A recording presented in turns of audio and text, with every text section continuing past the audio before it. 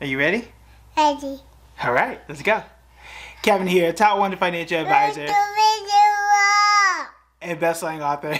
We are here to talk about the stock market. Hey, we had a good day in the market. Finally, this is the best day since June of 2020, and a lot of the stuff that we've been talking about has pretty much occurred. I've been telling y'all since 2020 that usually when we have some of the worst days in the market, the best days are right around the corner, which is why in yesterday's video, when I gave you 3 tips on things that you might want to consider, selling your stocks was not one of those, because this day will make a difference. It could make a difference rather by the end of the year. The reason why I say could make a difference because hopefully there are even better days that are going to occur at some point throughout the year. I don't know if it's tomorrow, I doubt it's tomorrow, but in either case, I hope this is not the best day of the entire year. I just hope it is one of many best days of the year.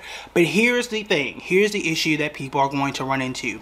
When the market is really low, like it was yesterday, or really what feels like all year, and then is really high, like it is today, that puts people into a conflict, and it makes people want to chase investments and really puts you in a state of confusion. So I want to help to assuage that confusion, kind of give you some tips and strategies on things you should do in moments like this. So number one, when we talk about chasing, this is you see something really nice, you see something growing, and you just go on and jump onto it without really understanding all of the risk. Remember the other day that when I talked about areas of the stock market that are doing well, we talked about healthcare and I talked about energy. And of all the energy companies that are available to you, I said that oil, while it is making the most money right now for obvious reasons, is not one that I am excited to get into. One, because I just don't, for me, like ethically, it just doesn't feel right. But also, it's a boom and bust cycle, right? I'm from Oklahoma. Trust me when I say I know oil money and how things are really good one year and then really bad the next year. Well, we had a microcosm of that today, where yesterday ExxonMobil was up, then today it was down 5.7%. We're talking almost 6% loss in just a day. And if you are chasing a stock, right, you say, oh my God, oil's up, you bought it yesterday and today is 6%, you probably sold. And that's going to be it. You took that loss and you might not have had to. If you hold on to it, that or any company really, you might be okay. And I see people all the time. They'll buy a stock and hold it for 12 hours and then sell, and they'll take a loss. Or they'll buy it for 12 days and take a loss, where in some cases it's usually a good company, and sometimes you don't have to do any of that. You can just sit back and relax. So the solution here is to have the market come to you. The best thing that you can do as an investor is you have to sit down with yourself, sometimes your financial planner, but most importantly with yourself, and say, look, this is my investing approach. This is my investing schedule. And I'm going to wait until the market comes to me for me to make a move. So when we talk about dollar cost averaging, and my personal investing strategy is with my 401k money, it's every other Friday. Every 2 weeks, it goes into 401k, which means I am investing it. I have funds that I've chosen for it, and it just does it every 2 weeks.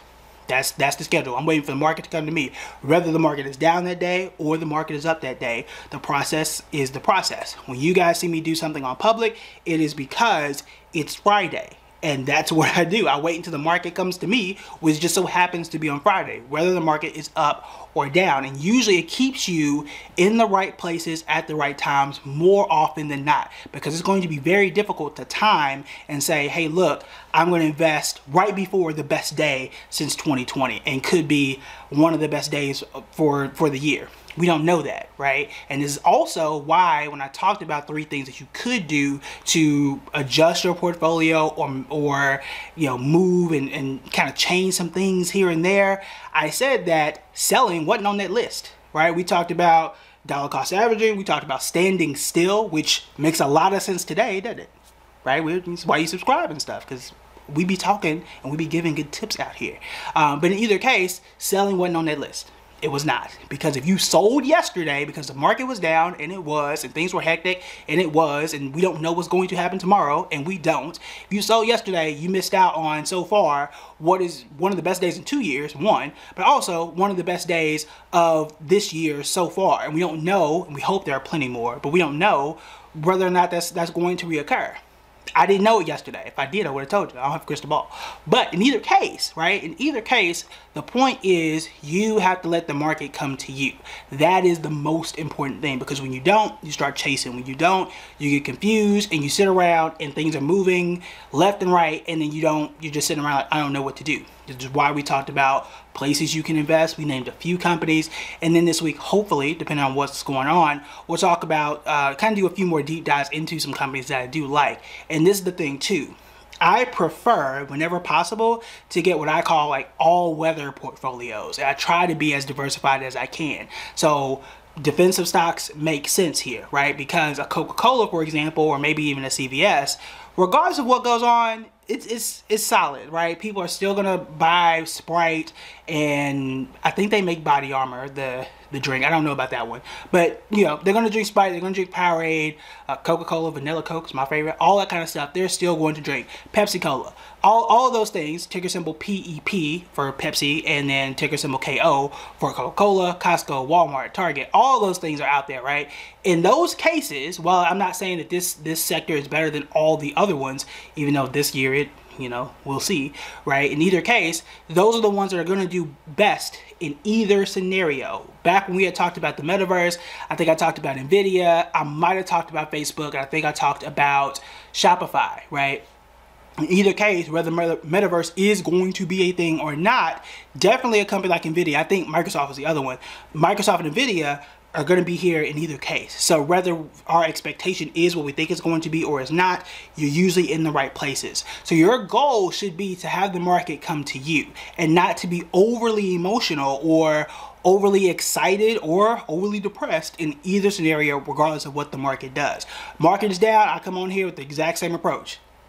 Market is up, I'll come in here with the exact same approach, and that's going to help you to weather the storm, because most investors overcorrect in one direction or the next. Today the market was up, one of the best days in a while, right? So for some, they're gonna say, oh my God, this is the time to buy, put everything out there, let me go buy up all the stuff, right? And then tomorrow the market tanks, which I hope doesn't happen, but that's when you're overly excited about stuff, that's what happens, right? So your approach should be, let the market come to you. What does that mean? Number one, dollar cost average. I've said that before, have a schedule. So it doesn't matter what day it is. If it just so happens to be the day on the calendar, that's the day you buy. Or you can also have what's called a price target, which means I have a stock that's on my watch list. I'm waiting on it to come to X price. When it hits that price, I am buying.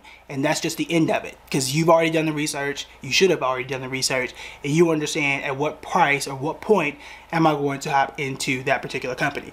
I've talked about this before, and that some of that has to do with chart reading. I talk a lot about it inside of my course, the Investor Toolkit. But aside from that, when we had talked about my trade for, was it Signature Bank, SBNY, I said, look, I like this company. I would like to buy it, do a short-term trade. And I waited until it came down to the point that I wanted to get it at. It took a week and a half, but it came down there. I bought it, went up to where I thought it would. I sold it. End of story. I will wait until another opportunity presents itself. When the market is doing all the market is doing, ups and downs, a lot of people try and chase and force something that's not there. You don't have to do that. You don't have to do that at all. You can let the market do what it do, right? And say, this is my plan. And when the market falls into that plan, maybe it's on Friday, maybe it's on the 1st, maybe it's on the 15th, maybe it's on Wednesday. Doesn't matter what day it is. When the market falls into that plan and slots where it needs to slot, then you make a move. Until then, don't make a move. Sit still, right? Like, for example, I think Intuit and Target were up like 4, almost 5% today. Great. I bought some last Friday. Cool. We're good here. Made a little bit of money, right? Perhaps we did. We'll have to, calculate the losses in there too, but that's how it works. You have to have that. When you don't, that means that you're chasing, that you're confused, that you're really swayed by all this market news and noise. It doesn't have to be that way. But the only way that you can tune that stuff out is by having a solid plan and making sure that the market is coming to you. Which brings me to this.